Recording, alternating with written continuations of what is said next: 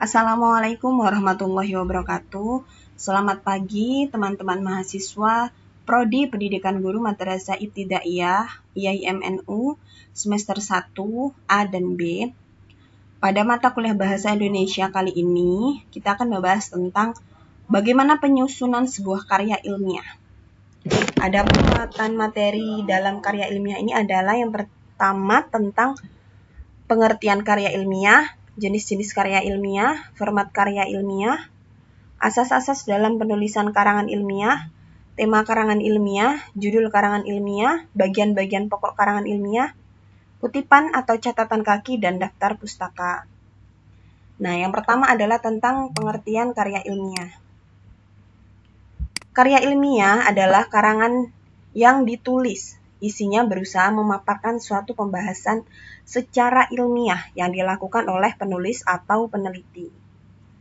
Sedangkan menurut Jones tahun 1960, karangan ilmiah diartikan adalah karangan yang ditujukan kepada masyarakat tertentu atau profesional, dan yang kedua yang ditujukan kepada masyarakat umum. Nah, artinya karangan ilmiah itu ada yang ditujukan untuk masyarakat umum ataupun juga untuk masyarakat profesional di bidang profesi seperti pendidikan, kedokteran, dan lain sebagainya. Adapun tujuan dari pembuatan karangan ilmiah adalah yang pertama sebagai wahana melatih mengungkapkan pikiran atau hasil penelitian. Maka tadi disebutkan bahwasanya ilmiah itu adalah hasil dari seorang penulis ataupun hasil sebuah dari peneliti. Karena yang namanya karangan ilmiah itu bisa jadi sebuah ungkapan, sebuah gagasan atau argumentasi, atau berupa hasil penelitian seorang peneliti. Yang kedua, menumbuhkan etos ilmiah di kalangan mahasiswa. Yang ketiga, menjadi wahana transformasi antara sekolah dan masyarakat. Yang keempat, membuktikan potensi dan wawasan ilmiah mahasiswa dalam bermasyarakat. Dan yang terakhir, melatih keterampilan dasar untuk melakukan penelitian. Nah, maka yang disebut mahasiswa wajib nantinya melakukan sebuah penelitian ataupun menulis sebuah karya ilmiah. Karena apa? Itu adalah sebuah tanggung jawab dan juga keterampilan dasar yang harus dimiliki oleh setiap mahasiswa. Adapun ciri-ciri karya ilmiah adalah yang pertama harus tepat dan tunggal makna. Jadi tidak boleh bermakna ganda atau ambigu. Tidak mamang nalar atau mendua makna. Yang kedua, harus secara tepat mendefinisikan setiap istilah, sifat, dan pengertian yang digunakan. Biasanya, dalam sebuah karya ilmiah itu membahas tentang pengertian-pengertian yang ada di judul. Yang ketiga, harus singkat, berlandaskan ekonomi bahasa.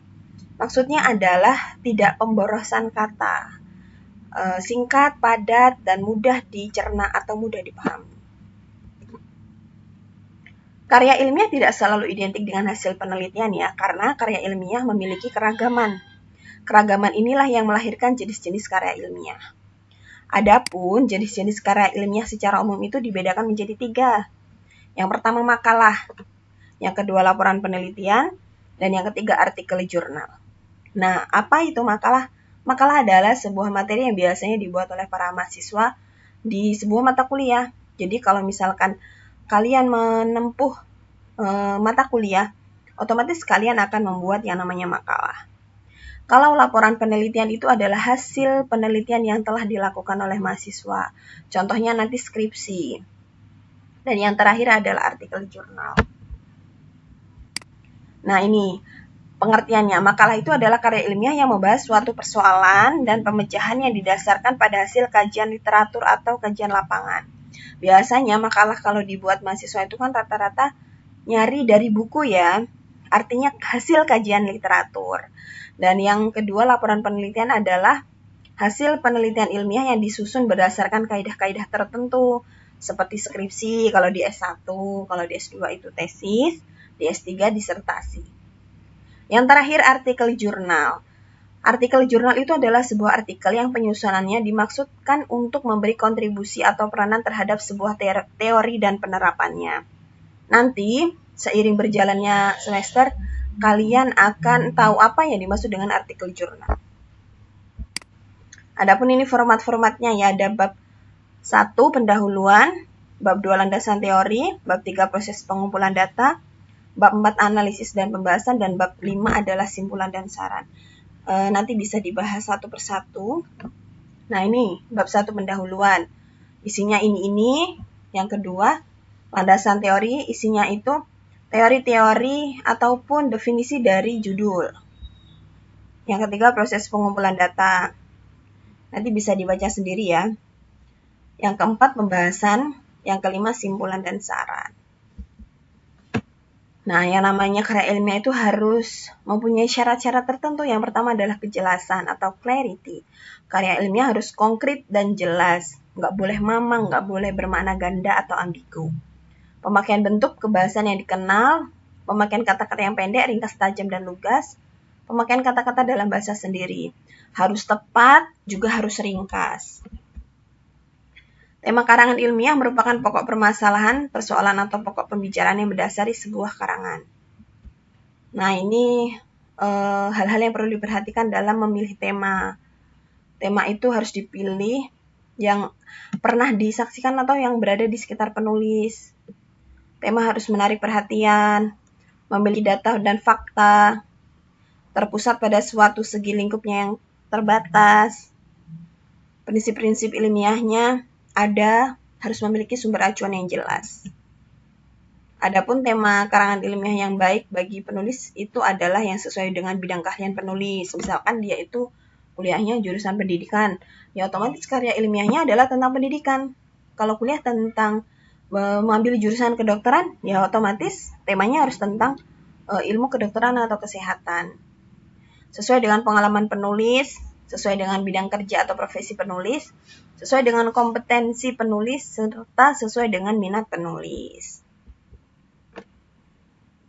Ini judul-judulnya harus singkat dan spesifik, mengandung kata kunci dan padat makna, hindari menggunakan kata-kata klis. Syarat-syarat judulnya ini nanti dibaca. Intinya, karya ilmiah adalah suatu karangan atau tulisan yang diperoleh sesuai dengan sifat keilmuannya dan didasari oleh hasil pengamatan, peninjauan, penelitian dalam bidang tertentu dengan sistematika penulisan yang santun dan dapat dipertanggungjawabkan kebenaran ilmiahnya. Jadi kalau buat karya ilmiah itu harus terbukti, harus autentik, tidak boleh hasil dari menjiplak ataupun meniru karya orang lain. Ini 3 bagiannya, ada bagian pendahuluan, pembahasan, dan penutup.